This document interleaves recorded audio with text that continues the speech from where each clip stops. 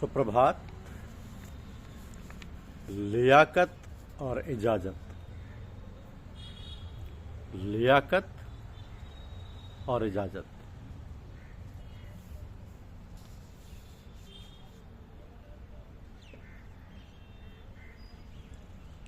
कहा है कि मिटा दे अपनी हस्ती को अगर कुछ मर्तबा चाहे, कि दाना खाक में मिलकर गुले गुलजार होता है। महर्षि दधीच ने इतना तप किया कि उनके शरीर की हड्डियां ही गल गई थी, परंतु गलकर वे बेकार नहीं हो गई थी, अपितु वह पहले से अधिक बलशाली हो गई थी तथा उनका उपयोग वज्र के निर्माण में किया गया था। इन तरीकों की तरह एक तरीका हमारा भी है, जो इन तरीकों की तरह ही सैकड़ों वर्ष पुराना है, परंतु इनसे सर्वथा भिन्न है। पूज्यपाद लालाजी साहब के विशाल की बात है कि कुछ पुराने सत्संगी लालाजी साहब की बैठक में बैठे हुए अपने तरीके की श्रेष्ठता के विषय में चर्चा कर रहे थे। उसी समय पूज्यपाद लालाजी महाराज के सुपुत्र महात्मा जगमोहन नारायण जी का वहां से निकलना हुआ। इन लोगों ने उन्हें रोक लिया तथा पूछा कि भाई साहब, अपना तरीका और तरीकों से श्रेष्ठ है ना? आपने बड़े ही थोड़े शब्दों में उसमें इसका उत्तर दे दिया और आगे चल पड़े। आपने फरमाया कि ऐसे ईश्वर ही बेहतर जानता है। हमारा तरीका और तरीकों से भिन्न इसलिए कि अन्य तरीके जो सैकड़ों वर्ष पुराने हैं, उनकी पूजा पद्धति का निर्धारण जो सैकड़ों वर्ष पूर्व किया गया था, आज भी वैसा ही चला आ रहा है, जबकि इतने वर्षों में मनुष्य की शारीरिक क्षमता पहले जैसी नहीं रही और ना उनके पास पहले जैसे समय की फुर्सत। समय समय पर बदली सामाजिक परिस्थिति के अनुसार उसकी समीक्षा होनी चाहिए थी, वो नहीं की गई। तो बरखिलाफ इसके हमारे सिलसिले के बुजुर्गों ने इस महत्वपूर्ण पहलू पर बहुत पैनी नज़र रखी है तथा जहाँ भी मुनासिब समझा गुणवत्ता में एक सुई के बराबर भी कमी लाए बगैर या तो मुनासिब तरतीब कर दी या रियासत बख्श दी। तो हमारे सिलसिले के पुराने बुजुर्गान जब किसी व्यक्ति को इस लायक समझते थे कि वह अन्य लोगों का आध्यात्मिक मार्गदर्शन कर सकता है, तब उसे सेवा करने की इजाज़त दे दिया करते थे। परंतु कालांतर में बुजुर्गों ने महसूस किया कि जिसे इजाज़त से नवाजा जाता है, उस शख्स पर कोई बंदिश नहीं रहती कि वह इस काम को करे ही करे। मसलन आप किसी शख्स को इस बात की इजाज़त दे देते हैं कि वह सिनेमा देखा है, अब उसकी इच्छा पर निर्भर करता है कि वो चाहे तो सिनेमा देखने जाए अथवा नहीं। हाँ, अगर वह सिनेमा देखने जाता है तब उससे कोई पूछेगा नहीं कि आप कौन से सिनेमा किससे पूछ कर गए थे, क्योंकि उसके पास आपकी इजाज़त है। तो ऐसी स्थिति में इजाज़त के बजाय हुक्म से काम लिया जाने लगा। पूज्यपाद लालाजी महाराज ने केवल दो ही लोगों को इजाज़त से नवाजा था, महात्मा श्याम बिहारी लाल जी साहब एवं महात्मा श्री कृष्ण लाल जी। इसके अलावा उन्होंने किसी भी शख्स को इजाज़त नहीं दी। तो आपके बाद पूज्यपाद चचा जी महाराज, महात्मा रघुवर दयाल जी साहब, महात्मा ब्रजमोहन लाल जी साहब एवं महात्मा ओंकार नाथ जी साहब द्वारा भी किसी को इजाज़त नहीं दी गई है। हाँ, हुक्म दिए गए। पूज्यपाद लालाजी साहब भी अपने को हुक्म का पाबंद मानते थे। वे अक्सर कहा करते थे, कहे कबीर हम धुर के भेदी, लाए हुक्म हुजूरी। तो इजाज़त से महत्वपूर्ण लियाकत है। इजाज़त से महत्वपूर्ण लियाकत है, यानी एबिलिटी।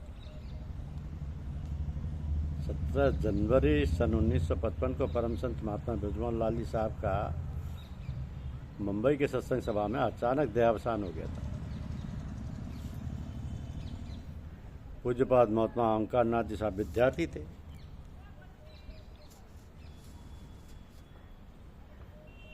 केवल 22 वर्ष के।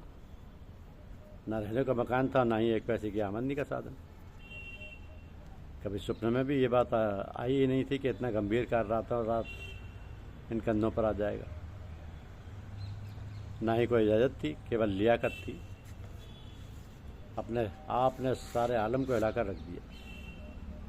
जहाँ कुछ क्षणों के लिए खड़े हो गए वहीं सत्संग सभा हो गई, जहाँ रात को ठहर गए वहीं भंडारा हो गया। लियाकत याफ्ता व्यक्ति को सेवा करने के लिए कोई खास जगह बैठने की जरूरत नहीं पड़ती। महात्मा श्यामबिहारी लाल जी साहब अक्सर काफ़ी दूर साधारण से व्यक्ति की तरह बैठकर भक्तों की सेवा किया करते थे। कुछ वर्ष पूर्व महात्मा ओंकारनाथ जी ने कृष्ण जन्माष्टमी के मौके पर वृंदावन की झांकी देखने की इच्छा की। इस हेतु आप चुपचाप परिवार के 2-4 सदस्यों को लेकर आगरा हमारे एक सत्संगी भाई के निवास पर आ गए। आपके भक्तों को जब पता लगा कि आप आजकल आगरा में विराजमान हैं, झांसी, आगरा, ग्वालियर, दिल्ली, अलीगढ़, कानपुर वगैरह के प्राय 200 भक्तजन एकत्रित हो गए। और मज़े की बात यह कि इन भक्तों में से किसी की भी इच्छा वृंदावन की झांकी देखने की नहीं थी। सब लोग केवल आपका दर्शन करने की आकांक्षा से एकत्रित हो गए। इसी तरह कई दिनों का भंडारा हो गया। आगे आगे झूमता जाता है वह महिषर खिराऊं, पीछे पीछे नक्श पा को चूमता जाता हूँ। यह स्थिति कभी अमेरिका में स्वामी विवेकानंद जी के साथ रही थी। लोग उनके पीछे दीवाने होकर भागते थे, जहाँ भी मौका मिला उन्हें घेर लेते थे। उनके पास भी लियाकत थी। जिस प्रकार लायक बच्चों के निर्माण के लिए माँ बाप को अपने को गलाना पड़ता है, केवल फीस जमा कर देने व ट्यूशन लगा देने से काम नहीं चलता। उसी प्रकार लायक व्यक्तियों के निर्माण के लिए एक फकीर को अपने को गलाना पड़ता है। हमने महात्मा ओंकारनाथ जी साहब के मुखारबिंद से सुना है कि स्वामी रामकृष्ण परमहंस को अपने आखिरी ज़माने में गले में कैंसर हो गया। आप जब थूकते थे उसमें बलगम खून व पस का मिश्रण होता था। आपने थूकने की इच्छा जाहिर करने पर एक प्याला आपके मुंह से लगा दिया जाता था तथा थूकने के बाद उसे ढककर रख दिया जाता था। आपको देखने के लिए एक डॉक्टर जाता था। एक दिन उसने भक्तों को, जिनमें स्वामी विवेकानंद भी थे, ताकि दी थी कि बीमारी बहुत ही भयंकर है तथा छूत की है। आप लोग इनसे दूर रहा करें तथा इन्हें ना छूएं। बेहतर होगा कि इनकी तीमारदारी के लिए कि नर्स रख लें। तो सुनना था कि स्वामी विवेकानंद जी का जज्बा बेकाबू हो गया। उन्होंने डॉक्टर से कहा कि डॉक्टर साहब आप ये क्या कह रहे हैं? मैं इनसे दूर रहने की ताकीद कर रहे हैं। आज इनकी जो हालत है उसका कारण हम हैं। हमें लायक बनाने की इनकी तमन्ना इसका कारण है। रात दिन ये सोए नहीं हैं, समय से खाना नहीं खाया, तो रात दिन हमें नेक बनाने के उद्देश्य से हमें उपदेश देते रहे। ये हमें दिए हुए उपदेश ही गले में कैंसर का कारण है। आप हमें इनसे दूर रहने व परहेज करने की ताकीद कर रहे हैं। देखें हमें क्या होता है। इतना कहकर उन्होंने बलगम खून व पस से भरे हुए प्याले को अपने ऊँटों से लगा लिया। तो सब ठीक है। ये भी एक सिद्धांत है कि विवेकानंद के निर्माण के लिए स्वामी रामकृष्ण को अपने को गलाना होगा। तो हमारे सिलसिले के समर्थ सदगुरुजनों ने भी इसी तरीके से अनुसरण किया तथा कर रहे हैं। साहब हुजूर महाराज मौलाना फजल अहमद खान साहब रहे हों, पूज्यपात लाला जी महाराज, पूज्यपात चचा जी महाराज रहे हों, तथा महात्मा बुद्धमोहन लाल जी साहब, महात्मा श्यामबिहारी लाल जी साहब, पूज्य महात्मा राणा जी साहब और पूज्य महात्मा ओंकारनाथ जी साहब द्वारा भी इसी मार्ग का अनुसरण बड़ी हिम्मत के साथ किया गया। इन बुजुर्गों ने गरीबी, भुखमरी, फाका कशी, कैंसर, पक्षपात और पता नहीं किन किन कष्टों का भरण हमें लायक बनाने के लिए किया। अगर इन बुजुर्गों ने इस पुनीत एवं गंभीर मानव सेवा का मार्ग छोड़कर दुनिया की तरफ मुंह कर लिया होता तो पता नहीं वे कहाँ से कहाँ पहुँचते। क्योंकि सारे बुजुर्गान विलक्षण प्रतिभा के पैदाशी धनी रहे। महात्मा श्यामबिहारी लाल साहब डॉक्टर विभाग में पोस्टमास्टर के उच्च पद पर आसीन रहे।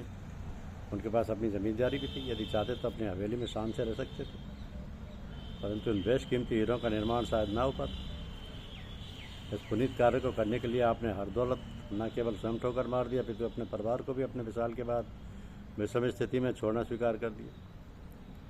बुजुर्गान ने जिनको लियाकत से नवाजा है अब उससे काम हुक्म के मार्फत किया जाता है। हुक्म बड़ा ही कष्टदायक और त्याग का तरीका है, जिसमें खाने पीने और सोने की कतई फुर्सत नहीं मिलती है। आप ख्याल फरमाइए कि एक बच्चा आपके सुपुर्द कर दिया जाता है और आपसे कह दिया जाता है कि अगर ये बच्चा गलत आचरण करेगा तो आपकी गर्दन काट दी जाएगी। अंदाज़ा लगाइए ऐसी परिस्थिति में आपकी मानसिक स्थिति क्या होगी। तो ये है आजकल लियाकत और इजाज़त का तकाजा। ऐसे बुजुर्गों के लिए दुआ कीजिए, अपने हाथ उठाने की जरूरत नहीं पड़ती। जिस बात का उनके मन में विचार आता है वो स्वयं होने लगती है। ये इश्क नहीं आसान, बस इतना समझ लीजिए, एक आग का दरिया है और डूब कर जाना है। धन्यवाद।